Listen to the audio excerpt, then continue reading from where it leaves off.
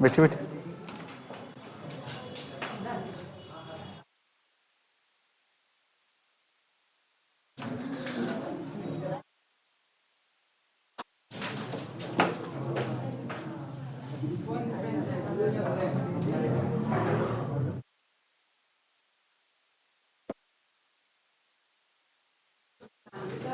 आज मैं जल्दी आ गया कि आप लोग जल्दी आ गए?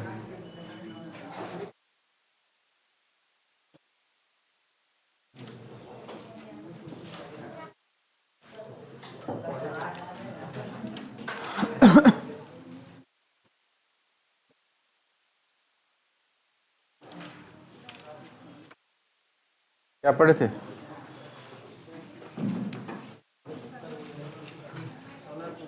Solar cooker. खाना बन गया था? आए आप लोग को ठंडी लग रही?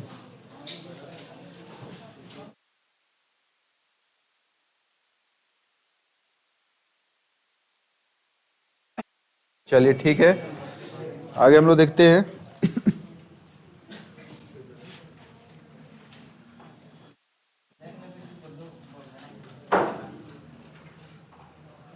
क्या बच गया है उसमें?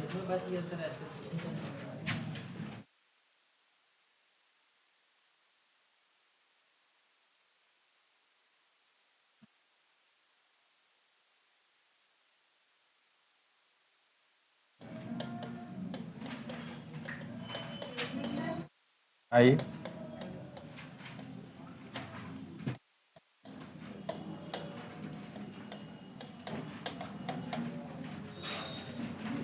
ये पढ़ेंगे हम लोग जल का सामान्य ऊष्मीय प्रसार। ठीक है,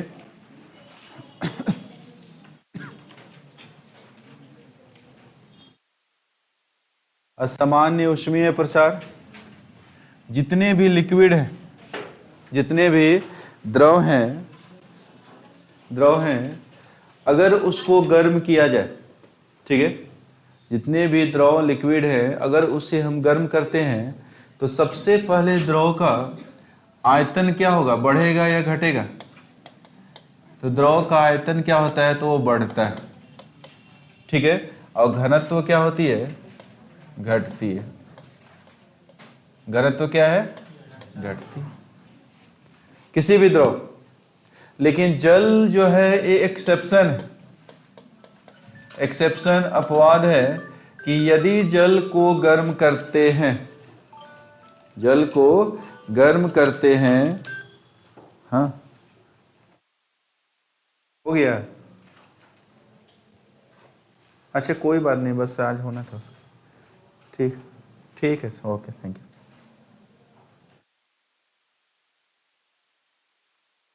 जल का एक्सेप्शन, अगर जल को हम लोग गर्म करते हैं तो सबसे पहले जल का आयतन क्या होगी, घटेगी, और घनत्व क्या होगा इसका, बढ़ेगी। क्यों भाई, क्यों? क्योंकि हम लोग को पता है कि जल का 4 डिग्री सेल्सियस पर न्यूनतम आयतन है ना, न्यूनतम आयतन कितना डिग्री सेल्सियस पर होता है, 4 डिग्री सेल्सियस पर। यानी जब इसको हम 0 से 4 डिग्री सेल्सियस तक अगर मैं लाता हूं तो जल का घनत्व में क्या होगा, कमी होगी। फिर 4 डिग्री सेल्सियस के बाद इसके घनत्व क्या होंगे, बढ़ेंगे, आयतन बढ़ेंगे और घनत्व क्या होगी, घटेगी। लेकिन 4 डिग्री सेल्सियस पर सबसे पहले क्या होगा, घटेगा इसका आयतन, और घनत्व क्या होगा, बढ़ेगा। क्यों? क्योंकि 4 डिग्री सेल्सियस पर जल का न्यूनतम आयतन और 4 डिग्री सेल्सियस पर ही जल का अधिकतम घनत्व भी होता है। ठीक है, ये दोनों क्वेश्चन पूछता है कि जल का अधिकतम घनत्व कितना डिग्री सेल्सियस पर, 4 डिग्री, और जल का न्यूनतम आयतन कितना डिग्री सेल्सियस पर, 4 डिग्री। क्लियर? लिखिए, लिखिए, सामान्यतः किसी द्रव को गर्म करने के पश्चात, सामान्यतः किसी द्रव को गर्म करने के पश्चात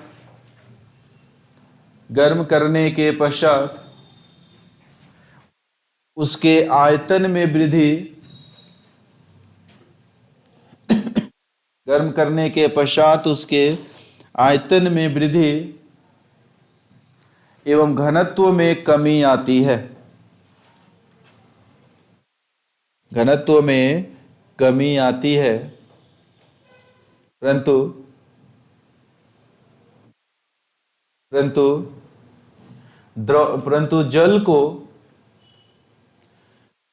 जल को 0 से 4 डिग्री सेल्सियस,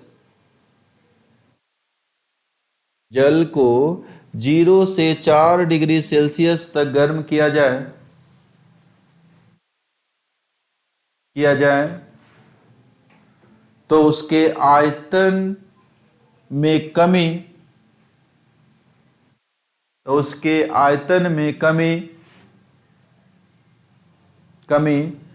तथा घनत्व में वृद्धि होती है। आयतन में कमी तथा घनत्व में वृद्धि होती है। घनत्व में वृद्धि होती है क्योंकि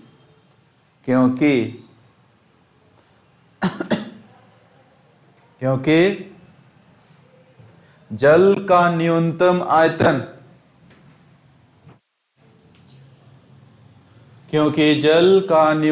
आयतन, कितना डिग्री सेल्सियस पर?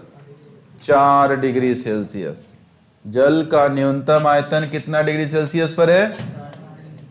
और अधिकतम घनत्व 4 डिग्री। क्योंकि जल का न्यूनतम आयतन 4 डिग्री सेल्सियस पर होता है तथा अधिकतम घनत्व भी 4 डिग्री सेल्सियस पर। जल का न्यूनतम आयतन 4 डिग्री सेल्सियस पर होता है। छूटा? कहाँ खो गए? अरे खो जाते हैं जी। जल का न्यूनतम आयतन 4 डिग्री सेल्सियस पर होता है तथा अधिकतम घनत्व भी 4 degree Celsius. Very very important, दोनों को अंडरलाइन कर लीजिएगा। ये दोनों पूछता है कि न्यूनतम आयतन कितना पर? 4 डिग्री सेल्सियस। और अधिकतम घनत्व कितना पर? तो वो भी आपका 4 डिग्री सेल्सियस।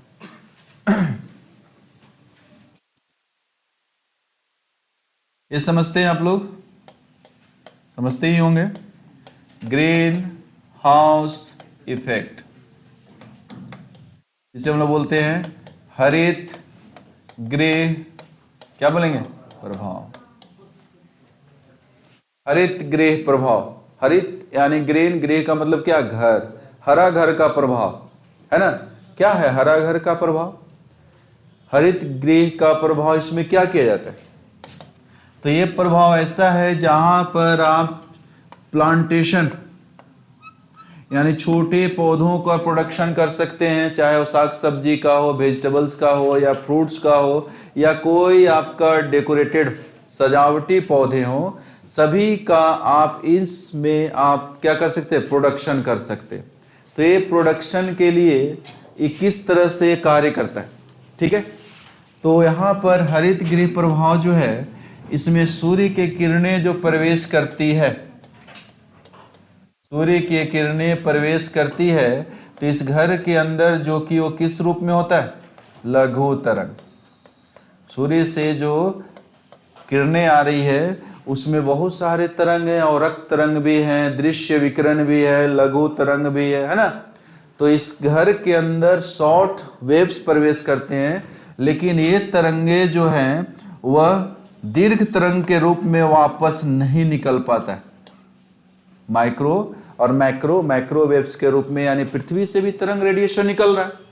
तो यह क्या होता है कि यह इस घर से बाहर निकल नहीं पाता है, जिसके कारण इस संपूर्ण घर का तापमान जो होता है वो कैसा बना रहता है?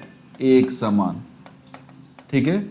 इस घर का तापमान एक समान बने रहने के कारण इसमें आसानी से पौधे जो है वो क्या करते हैं? वृद्धि करते हैं, ठीक है।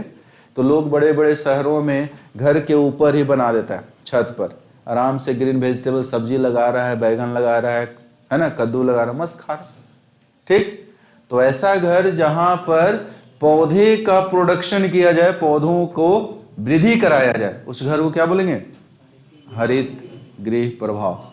ठीक है, लिखा जाए ग्रीन हाउस प्रभाव, ग्रीन हाउस प्रभाव।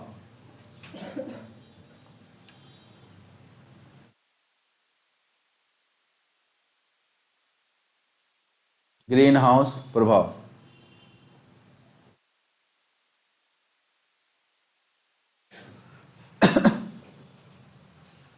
हो गया?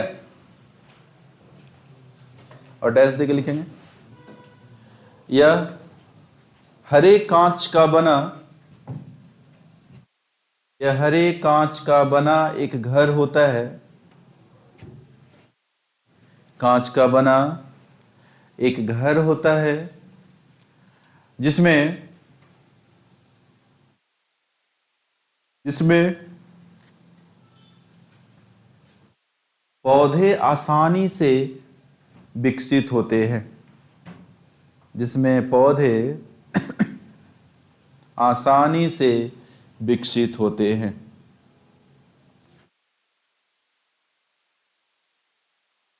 नेक्स्ट पॉइंट, इस घर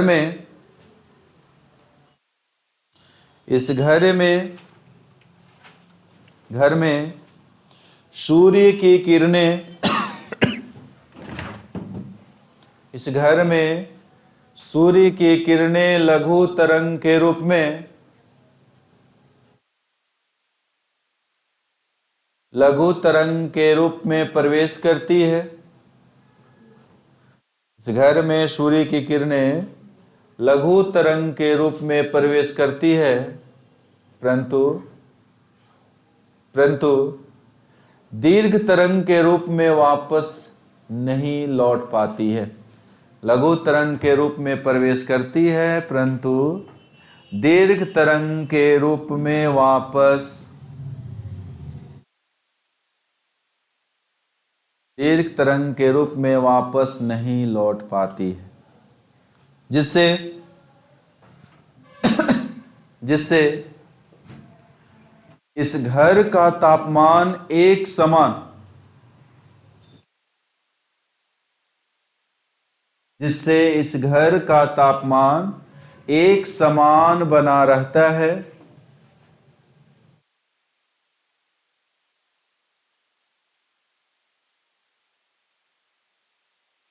जिससे इस घर का तापमान एक समान बना रहता है और पौधे वृद्धि करते हैं, पौधे वृद्धि करते हैं।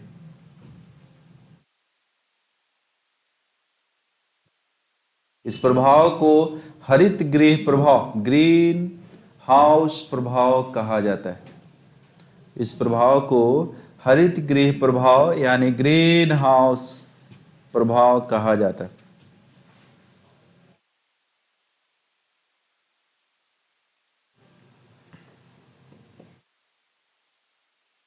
हो गया? हो गया? एक समझते होंगे आप लोग, ग्लोबल वार्मिंग समझते हैं क्या होता है? हिंदी क्या होता है इसका? वैश्विक तापमान। क्या बोलते हैं इसको? वैश्विक तापमान। वैश्विक का मतलब क्या? होल कंट्री, है ना, संपूर्ण देश। वैश्विक तापमान या इसी को बोलते हैं भूमंडलीय, भूमंडलीय तापमान। क्या है यह? क्या है यह? तो वातावरण में कार्बन डाइऑक्साइड की मात्रा में वृद्धि, है ना, वातावरण में कार्बन डाइऑक्साइड की मात्रा में वृद्धि, जिसके कारण क्या होंगे? टेम्परेचर बढ़ेगा, यानी वातावरण के तापमान में वृद्धि, वो क्या कहलाता है? Global warming. ठीक है, तो इसके लिए एक समझौता होता है जिसे बोलते हैं क्योटो प्रोटोकॉल। नाम सुने होंगे। विभिन्न देश यह समझौता करते हैं और इस समझौता के तहत प्रत्येक साल अपने देश में कार्बन डाइऑक्साइड की मात्रा को घटाने की बात की जाती कि मैं इस वर्ष अगर पिछले साल मैंने अधिक CO2 रिड्यूस किया है या कम ही किया हूं तो उसके अकॉर्डिंग और मैं कोशिश करूंगा कि CO2 रिड्यूस हो, यानी उसकी मात्रा में क्या हो, कमी हो। ठीक, अगर CO2 की मात्रा में बढ़े वृद्धि होगी तो उसके फलस्वरूप पता ही है क्या होगा, टेम्परेचर बढ़ेगा। टेम्परेचर बढ़ेंगे तो क्या होगा, ग्लेशियर मेल्ट होगा। ग्लेशियर हिमनद जिसे बोलते हैं, हिमालय पिघलेगा, और वो जब पिघलेगा तो उसके फलस्वरूप क्या होगा, फ्लड, समुद्र लेवल, ओशियन लेवल बढ़ेंगे। ओशियन लेवल बढ़ने के पश्चात क्या होगा, फ्लड, बाढ़ की समस्या उत्पन्न होगी, और बाढ़ आएंगे तो इधर पर क्या हो जाएगा, स्थल भाग जलमग्न हो जाएगी, है ना, या उसमें आसानी से हम लोग तैरेंगे नहीं। ठीक है, तो ये जो है टेम्परेचर को घटाना, CO2 की मात्रा को कम करना। ठीक, इसके अलावा भी बहुत सारी परेशानियां हो सकती है। तापमान बढ़ने से महामारी हो सकता है, होगा, आग लगने की समस्या हो सकती है। कभी जंगल में सुने होंगे आग लग गई, आग लगने की समस्या, या सूखा भी हो सकता है। अधिक तापमान होंगे, फसल होंगे नहीं, सब जल कर, तो बहुत सारे परेशानियां हो सकती है CO2 की मात्रा वातावरण में बढ़ने के फलस्वरूप। तो जब वातावरण में CO2 की मात्रा बढ़ जाए तो इस घटना को क्या हम लोग बोलते हैं, वैश्विक तापमान, जिसके कारण देश या विदेश की तापमान में, वातावरण तापमान में क्या होती है, वृद्धि। वैश्विक तापमान, वैश्विक तापमान,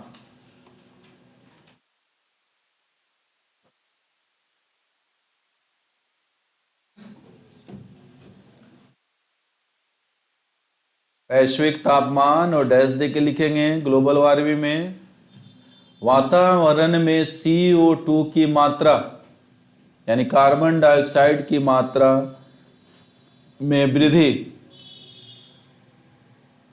वातावरण में CO2 कार्बन डाइऑक्साइड की मात्रा में वृद्धि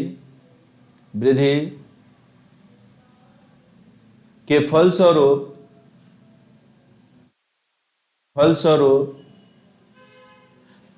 वातावरण में कार्बन डाइऑक्साइड की मात्रा में वृद्धि के फलस्वरूप तापमान में वृद्धि होती है। फलस्वरूप तापमान में वृद्धि होती है। इस घटना को ग्लोबल वार्मिंग कहा जाता है। में वृद्धि होती है, इस घटना को ग्लोबल वार्मिंग कहा जाता है। वातावरण में कार्बन डाइऑक्साइड की मात्रा में वृद्धि जिसके फलस्वरूप तापमान में वृद्धि होती है, इस घटना को ग्लोबल वार्मिंग, वैश्विक तापमान कहा जाता है। हो गया?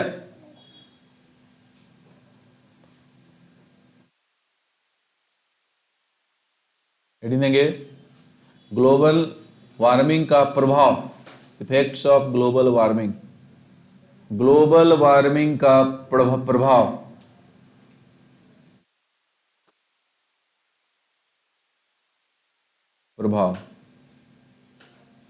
ये प्रभाव फर्स्ट लिखेंगे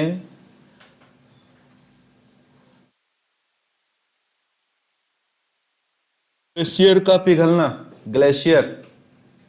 ग्लेशियर का पिघलना, हिमनद, ग्लेशियर का पिघलना।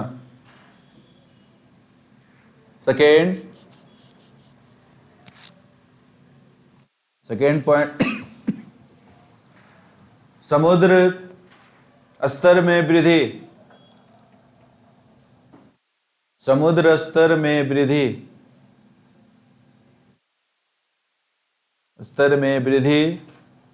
नेक्स्ट, बाढ़ की समस्या, बाढ़ की समस्या।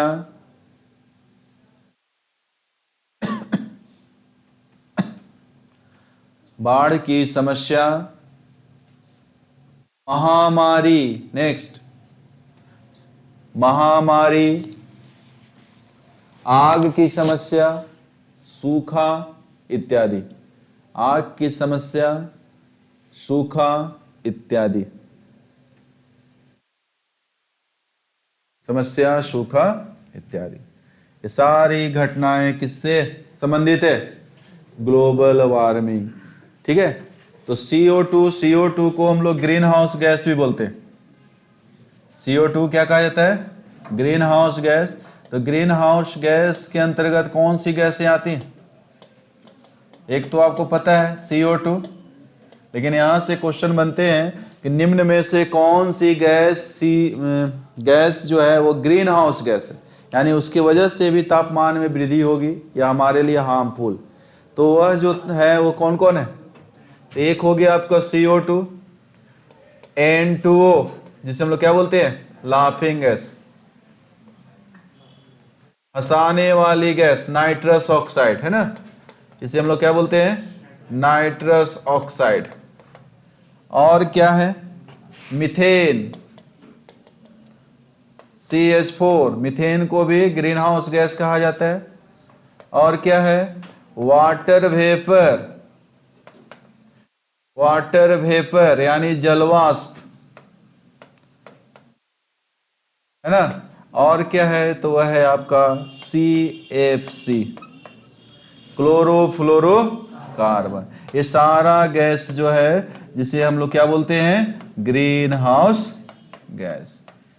तो ये पांचों याद रखिएगा, क्योंकि एक से काम नहीं चलता है, वहां दे देगा निम्न में से कौन है, तो 3 रहेगा, एक आपका नहीं है, तो छाट के निकालना होगा। ठीक है, तो ये 5 तो याद रहेंगे ही, है ना। पांचों का नाम लिख लेंगे, ग्रीन हाउस गैस और डैश देके पांचों का नाम लिख लीजिए। Carbon dioxide, CO2, N2O, CH4 जलवाष्प, वाटर वेपर, और CFC क्लोरोफ्लोरोकार्बन। ये 5 है आपके green house gas.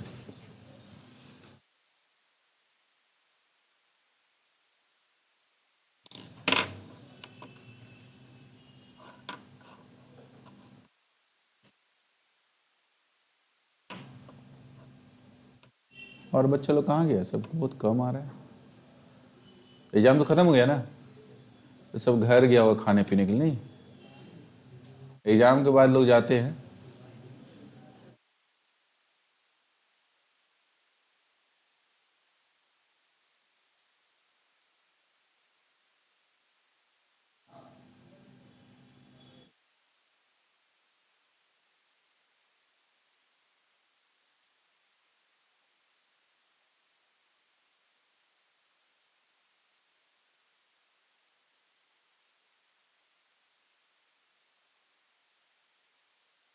Carbon dioxide, N2O जिसे नाइट्रस ऑक्साइड बोलते हैं, हंसाने वाली गैस। अगर उसको छोड़ दिया जाए तो ऑटोमेटिक लोग हंसेंगे, है ना। ठीक है, कहीं भी किसी का मौत हो जाए जाके छोड़ दीजिए।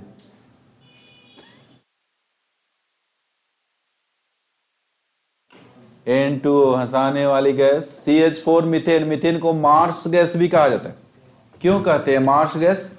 मार्स का मतलब क्या होता है? मार्स का मतलब क्या? मार्स गैस, मार्स का मतलब होता है दलदल, दलदली क्षेत्रों में पाया जाने वाला, है ना। सबसे अधिक कौन सा?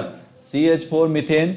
गोबर गैस प्लांट में भी इसका प्रयोग करते हैं हम लोग, मीथेन का ईंधन के रूप में। ठीक है, उतार लिए सब लोग, आगे बढ़े। चलिए,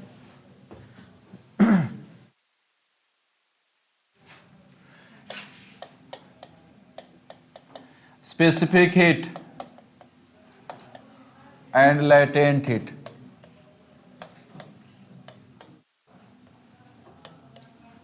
स्पेसिफिक हीट जिसे हम लोग क्या बोलेंगे? विशिष्ट ऊष्मा।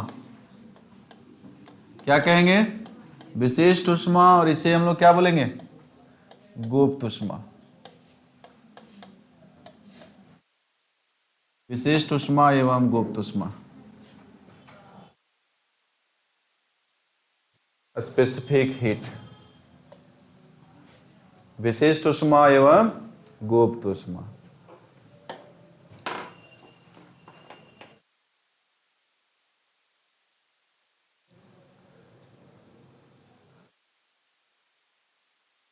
विशिष्ट उष्मा किसे कहेंगे हम लोग? विशिष्ट, स्पेसिफिक, कुछ एक विशेष उष्मा होगा, है ना, जो दिया जाए तो कुछ परिवर्तन होंगे क्या? तो ये विशिष्ट उष्मा वह उष्मा जो 1 ग्राम वस्तु के तापमान में 1 डिग्री सेल्सियस की वृद्धि कर दे। यानी अगर उसमें उष्मा दिया जाए तो उसके तापमान में क्या हो रहा है? वृद्धि हो रही। तो वह उष्मा जो 1 ग्राम वस्तु के तापमान में कितना डिग्री की वृद्धि? 1 डिग्री, 1 डिग्री सेल्सियस की वृद्धि कर दे, उस उष्मा को हम लोग क्या बोलेंगे? विशिष्ट उष्मा। तो विशिष्ट उष्मा इक्वल टू क्या होता है? उष्मा बटा द्रव्यमान इंटू तापमान में परिवर्तन। तापमान में परिवर्तन, यानी लिख सकते हैं हीट बटा mass into delta T. Temperature change को किस में लोग व्यक्त करते हैं? Delta T. जहां चेंजिंग की बात हो डेल्टा टी। यूनिट निकालिएगा, क्या निकलेगा? हीट का क्या? जूल, मास का क्या? केजी, और टाइम का क्या? सेकेंड, जूल पर केजी सेकेंड। ठीक है, यूनिट निकल गया। तो जितने भी पदार्थ हैं, ठीक है, चाहे पानी हो, बर्फ हो, बालू हो, शीशा हो, सॉलिड, द्रव, लिक्विड, कुछ भी हो, है ना, तो उसमें सबसे अधिक जो विशिष्ट उष्मा होती है वो किसकी होती है? जल की। कितना? 1 कैलोरी ग्राम। ठीक है, या इसी को हम लोग व्यक्त करेंगे जूल में तो कितना हो जाएगा? 4200 जूल। ठीक है, 4200 जूल। ठीक, तो जल की विशिष्ट उष्मा सभी पदार्थों में क्या होता है? सबसे अधिक होता है। ठीक है, इसलिए जल का प्रयोग जो है विभिन्न क्षेत्रों में भी किए जाते हैं। जैसे अगर बोला जाए तो कभी हमारे शरीर में किसी पार्ट्स में पेन हो गया, गर्दन में हो गया, हाथ में हो गया, ठीक है, तो उसको सिकाई करने के लिए किसका प्रयोग करते हैं? पानी का। एक प्लास्टिक का बैग आता है जिसमें आप डालिए और जहां पेन हो रहा है उसको रखिए। ठीक, क्यों किया जाता है जल का? दूध क्यों नहीं? दूध क्यों नहीं? अल्कोहल क्यों नहीं? पानी ही क्यों? तो पानी का विशिष्ट उष्मा सभी पदार्थों में अधिक है। तो अगर एक तापमान पर मान लीजिए कि 50 डिग्री सेल्सियस और 50 डिग्री सेल्सियस, एक तरफ हम गर्म कर रहे हैं वाटर और दूसरी तरफ गर्म कर रहे हैं मिल्क। ठीक है, दूसरी तरफ क्या गर्म कर रहे हैं हम लोग? मिल्क, दूध। तो समान तापमान पर अगर दो द्रव को हम गर्म करते हैं, पानी और दूध को, तो अधिक समय गर्म होने में कौन लेगा? पानी। ठीक है, और ठंडा होने में भी अधिक समय कौन लेगा? पानी। क्यों? क्योंकि सभी पदार्थों में विशेष उष्मा किसका अधिक है? ठीक है, तो पानी का यूज इसलिए किया जाता है कि यह अधिक देर तक क्या रहता है? गर्म रहता है। अब हम पैक करेंगे और 2 मिनट में वो ठंडा हो जाएगा, ठीक है, तो फिर गर्म करना पड़ेगा ना। तो इस क्या होता है? विशिष्ट उष्मा अधिक, तो ये लगभग अधिक समय तक ये गर्म रहता है, जिसके कारण हम अधिक देर तक क्या करते हैं? सिकाई करते हैं। ठीक है, ठंडे के दिन में, ठंडे प्रदेशों में घर है और घर के अंदर पानी का पाइप लोग लगा देते हैं। जहां का टेम्परेचर माइनस में चला गया हो तो वे घर के अंदर पानी का पाइप लगाते हैं। ठीक है, और डेली उसमें पानी का पाइप में गर्म पानी प्रवाहित करते हैं। ठीक है, गर्म पानी उसमें प्रवाहित करेंगे। अब ये गर्म पानी चूंकि अधिक देर तक क्या रहेगा? गर्म रहेगा, और इससे क्या निकलेंगे?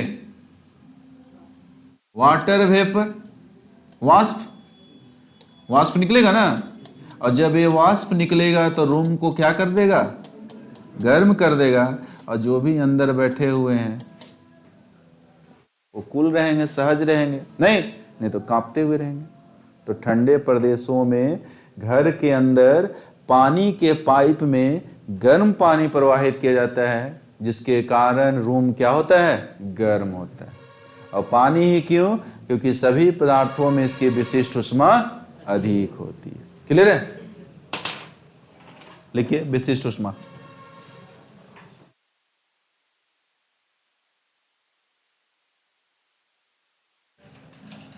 विशिष्ट ऊष्मा, और डैश देके लिखिए, वह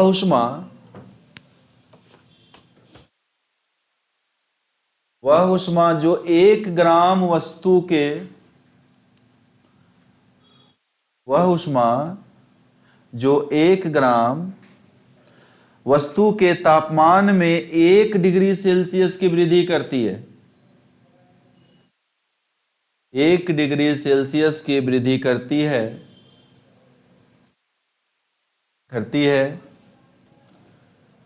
विशिष्ट ऊष्मा कहलाती है।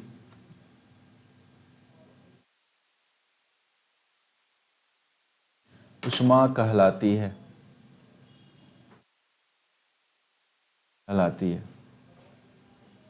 हो गया। विशिष्ट ऊष्मा बराबर लिख लेंगे ऊष्मा बट्टा द्रव्यमान इंटू तापमान में परिवर्तन।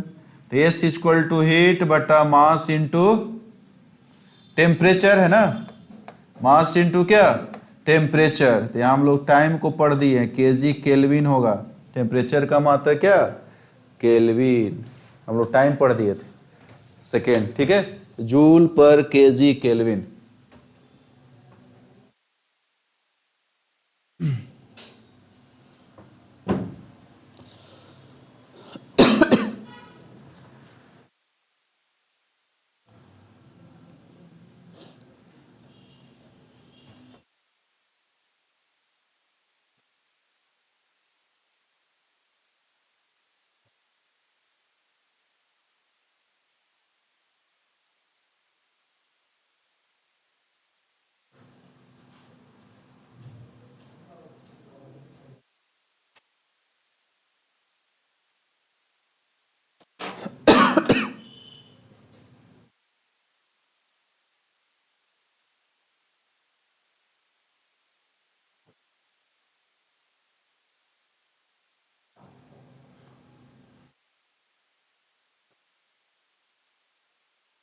हो गया,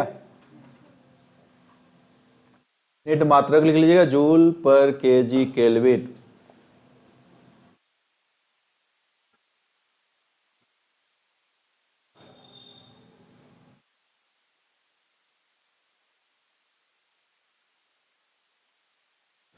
उतार सब लोग, लिखिए, जल की विशिष्ट ऊष्मा, जल की विशिष्ट ऊष्मा एक, जल के विशिष्ट ऊष्मा 1 कैलोरी प्रति ग्राम, 1 कैलोरी प्रति ग्राम या 4200 जूल होती है, 4200 जूल होती है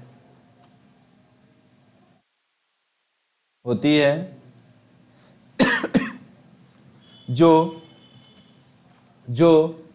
ठोस द्रव गैस, जो ठोस द्रव गैस सभी पदार्थों में सबसे अधिक है, जो ठोस द्रव गैस सभी पदार्थों में सबसे अधिक है।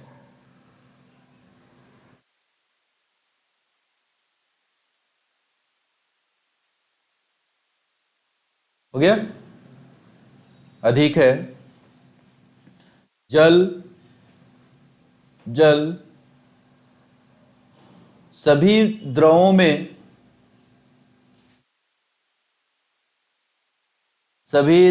या सभी पदार्थों की अपेक्षा, सभी द्रवों में या सभी पदार्थों की अपेक्षा धीरे धीरे गर्म होती है। जल सभी द्रवों में या सभी पदार्थों की अपेक्षा धीरे धीरे गर्म होती है। कहाँ छूटा, ये सब क्यों लगाते हैं आप लोग, ये लिक्विड, पेज पलटना होता है तो लिक्विड लगाते हैं, हाँ क्यों, हाथ से नहीं होता ऐसे, बहुत लोगों को मैं देखता हूं तुरंत लगाया, सटाया, पलटा, नहीं, हाँ पैसा भी करता है लो नहीं, ठीक। बड़ा टेंशन है, जीभ अगर लिक्विड नहीं रहता, गीला नहीं रहता तो पेज तो पलटाता नहीं। कहने का मतलब यही है ना, ठीक। सिर्फ आप ही का परेशानी नहीं है, बहुत लोग का है, ठीक है। अब बताइए कि हाथ मुंह धोते नहीं और वो तुरंत हाथ लगा देते जीभ में, हाँ? बेंच छुए हुए, डेस्क छुए हुए हैं, ठीक। तो इसके पीछे एक कहानी है, पता है आप लोग को? नहीं पता। मोहम्मद गौरी का नाम सुने हैं ना? तो उसका एक सेनापति था जिसका नाम था मोहम्मद बे बख्तियार खिलजी, नाम सुने होंगे। 4 सेनापति था, बख्तियार खिलजी, कुतुबुद्दीन ऐबक जो कि गुलाम वंश का स्थापना किया दिल्ली सल्तनत, और 2 और था, कुबाचा और एल्दौज।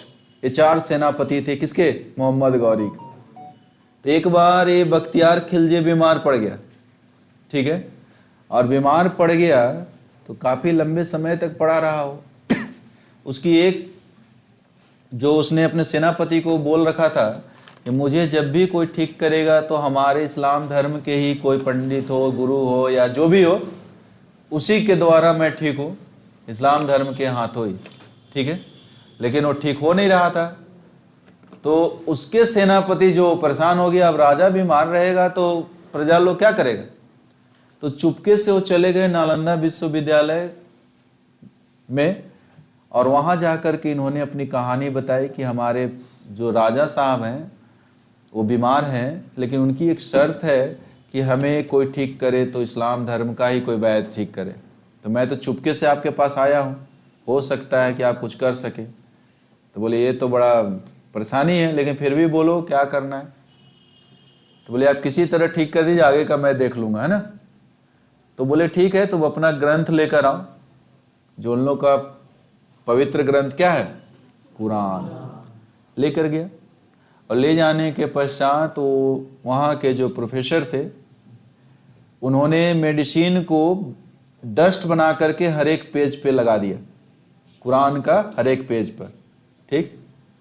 और बोला कि जा इसे सुबह शाम दोपहर जो है 3 टाइम पढ़ने के लिए राजा को बोलना, एक कुरान को बोलना कि इसको पढ़िए आप ठीक हो जाइए, ठीक है। अब एक बीमार व्यक्ति कितना पढ़ेगा, सुबह पढ़ेगा 4 पेज, 2 पेज, इससे ज्यादा पढ़ेगा, दोपहर पढ़ेगा तो उतना ही, शाम को पढ़ेगा तो उतना ही, 4 पेज 5 पेज काफी है। उसने पढ़ा, 2-3 दिन बाद वो ठीक हो गया। तो कारण क्या था कि वही उसकी आदत है, जब पलटता था तो ये लगाता था, तो थूक से उसका सटता था दवा, और फिर दवा कहाँ जाता था, जीभ में, है ना। तो थूक के द्वारा उसको जीभ में गया और राजा क्या हो गया, ठीक हो गया। अब उसका ज्ञान आया, बोले कौन ठीक किया, मुझे बुला कर लाओ, है ना। बोले आम खाइए ना सर, गुठली क्यों गिनना है। लेकिन वो राजा का आदेश था, तो है ना। तो उसने सेनापति बोल दिया कि भाई ठीक नहीं हो रहे थे, तो गए थे यही नालंदा विश्वविद्यालय पर। तो उसको गुस्सा आ गया, और इतना गुस्सा आया कि माचिस मार दिया नालंदा विश्वविद्यालय। नालंदा विश्वविद्यालय किसने जलाया, बख्तियार खिलजी। कब तक, 6 महीना जला था, ठीक है। तो ये रीजन है। तो उसका तो कारण था, आप लोग का क्या कारण, ठीक, ठीक है। सिर्फ आपको टारगेट नहीं है, बहुत लोग है यहाँ पर, है ना। चलिए, तो ये इससे कहानी बन गया, देखे, है ना। चलिए आगे बढ़ते। तो क्या लिख रहे थे, कहाँ छूटा, ये कहानी सुनते सुनते लिख भी ली बगल में, बोले सर सुना रहे हैं, सुनेंगे भी, इधर लिख भी लेते। तो लास्ट पॉइंट क्या लिखी, धीरे धीरे गर्म होती है, तथा धीरे धीरे ठंड भी होती है, ठंडी भी होती है, तथा धीरे धीरे ठंडी भी होती है, यही कारण है कि शरीर को सेकने के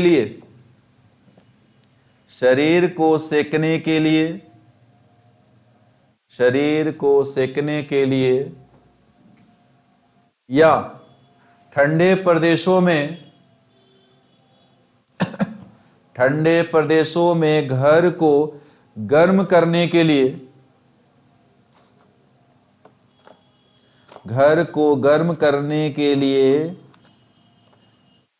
गर्म पानी का प्रयोग किया जाता है। घर को गर्म करने के लिए गर्म पानी का प्रयोग किया जाता है।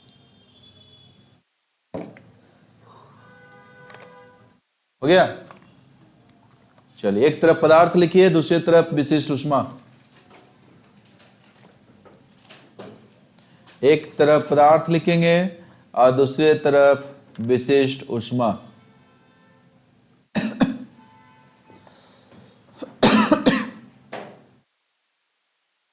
तो पदार्थ में विशिष्ट ऊष्मा लिखिए, दूसरी तरफ विशिष्ट ऊष्मा के बगल में लिख लीजिए कैलोरी पर ग्राम। किसमें हम लोग व्यक्त करेंगे इसको? कैलोरी पर ग्राम में। विशिष्ट ऊष्मा के बगल में लिख लीजिएगा कैलोरी पर ग्राम। हो गया। लिखिए जल। पदार्थ में फर्स्ट जल। जल की विशिष्ट ऊष्मा कितनी? एक।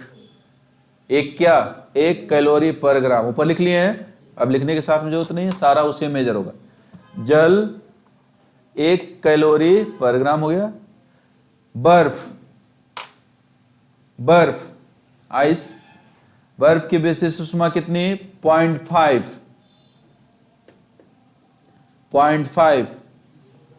0.5 भी लिख लीजिए कहीं पर। अल्कोहल 0.6। अल्कोहल का 0.6। चांदी 0.42। चांदी का 0.42। लोहा, लोहा का है 0.11। बालू, सैंड, बालू 0.2। शीशा, शीशा 0.033। 0.033। मरकरी, पारा, मरकरी यानी पारा 0.031। 0.031 हो गया। तो ये है कुछ पदार्थ और उनकी विशिष्ट ऊष्मा। याद रखेंगे क्योंकि क्वेश्चन बनते निम्न में से किसकी विशिष्ट ऊष्मा अधिक है और किसकी कम है। तो कोई जरूरी नहीं है कि वहां जल देगा, इसमें से कोई भी 4 दे देगा, आपको अरेंज करना होगा। तो विशिष्ट ऊष्मा याद रहेगी तो अरेंज होगा, ठीक है। लेकिन सबसे अधिक किसकी होती है? जल। ठीक। तो हीट में आप लोग लास्ट टॉपिक छूट रहा है लेटेंट हीट। बाकी इसके अंदर देखिए सिलेबस में लिखे हैं, उसमें है कुछ और। सिलेबस लिखा है ना हीट का, तो उसमें देखिए हीट में सारा हो गया। याद हुआ? नहीं? किसी का पहला क्लास भी है? दूसरा? तीसरा? नहीं, सब पहले से ही आ रहे हैं। ठीक, आप पहले से कर रहे हैं क्लास। चाल कौन सी राशि है? मुझे क्या पता है? चाल कौन सी राशि? मकर राशि? नहीं, कौन सी राशि है? अदिश राशि। त्वरण बराबर क्या होता है? श्लेषण बराबर ना। वैसे लिखने हम लोग आते, पढ़ने थोड़ी आते हैं। क्या? Velocity upon time. देखिए वो पढ़ने आई है। अच्छा, क्यों शर्मा गई? जी का मान कितना होता है? और बड़का का? तो पढ़ के रखी है ये। ठीक है, बहुत अच्छी बात है, गुड। द्रव्यमान समझते हैं? अब सारा क्वेश्चन हम ही से पूछिएगा सर। हाँ पूछिए। तो वेट और मास में क्या डिफरेंस है? वेट और मास में क्या अंतर है? हाँ, वेट और मास में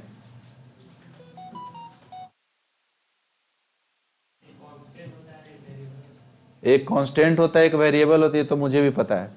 कुछ और होता क्या है, सो मैं पूछ रहा हूं।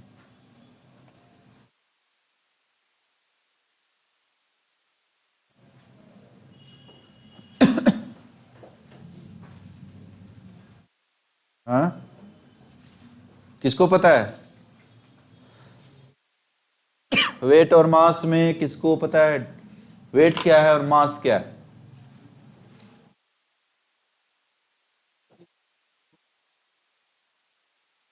हाँ, पदार्थ की कुल मात्रा, वो क्या कहलाएगा? द्रव्यमान। और भार क्या है? वस्तु का संपूर्ण वेट, है ना, वो क्या कहलाएगा? भार कहलाएगा।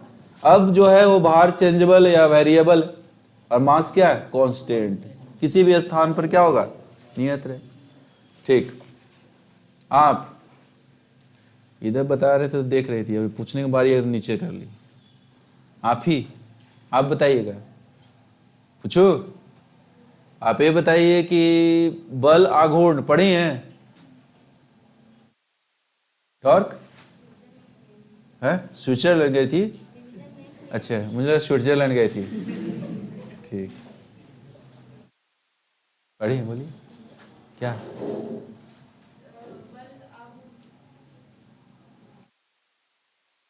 एग्जाम्पल कुछ बताएंगे? हाँ हाँ हाँ, बिल्कुल एकदम सही जा रही है। ठीक है, ध्यान से पढ़ रही है। अब आप लोग बताइए, उनको पर्सनली पढ़ा रहा हूँ? हाँ, नहीं, चलिए आप ऑफिस में पढ़ाऊंगा, ऐसा है? नहीं ना, तो फिर आप लोग क्यों नहीं पढ़ रहे हैं? आप लोग महानुभाव लोग, पूरा बाल का स्टाइल चेंज कर दिए हैं आप लोग, हैं? सबका एक ही लुक है, नहीं? ठीक है, बाहर निकलिए ना सर, तब बताते हैं। नहीं, ठीक। फिजिक्स कौन सा शब्द से बना है, ये तो पता होना चाहिए। Latin word फुसिस। फुसिस का मतलब क्या होता है? नेचर, प्रकृति। ठीक है, तो बगल में बताएंगे, पीसा का झुकी हुई मीनार गिर नहीं रहा है, क्यों? झुका हुआ है, बेंड है, फिर भी नहीं गिरता है।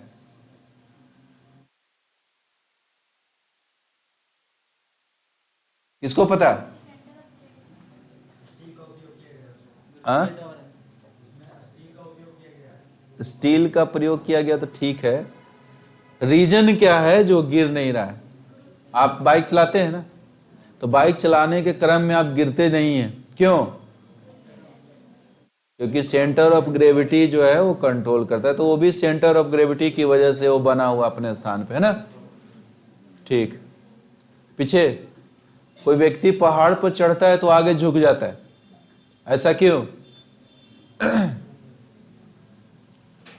ऐसा क्यों? हाँ, ताकि पहाड़ उसे चढ़ने में मदद करेगी? नहीं, अपने आप को संतुलन, सेंटर ऑफ ग्रेविटी की वजह, है ना, अपने आप को संतुलित करने हेतु। ठीक है, आप बताएंगे? हाँ, आप बताइए, रेल के पटरियों के मध्य खाली स्थान छोड़ा जाता है, क्यों छोड़ा जाता है? हाँ? ना, गर्म कांच पर ठंडे पानी डालिएगा तो टूट जाएगा, क्यों टूटेगा? कौन सी घटना? आप ही कैप जो पहने हो, क्या लिखे हो कैप पे? बहुत सारा चीज लिखा हुआ है। हाँ, आप ही बोलिए, क्यों ऐसा क्यों होता है कि गर्म कांच पे पानी डाल दीजिए तो टूट जाता है?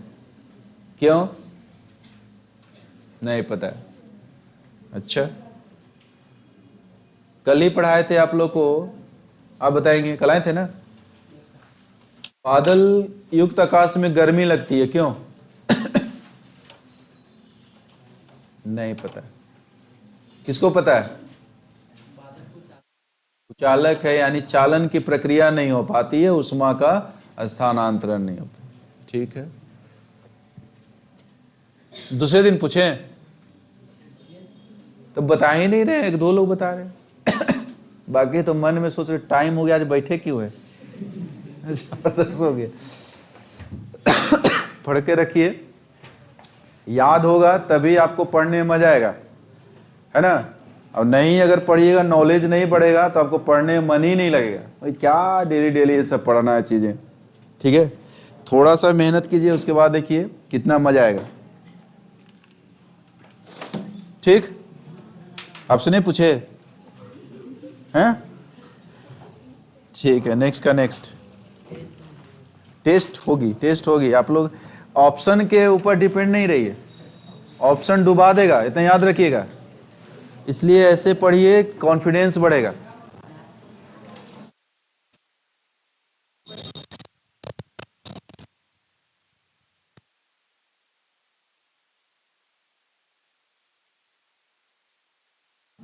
जाओ, देख क्या कर रहे हो।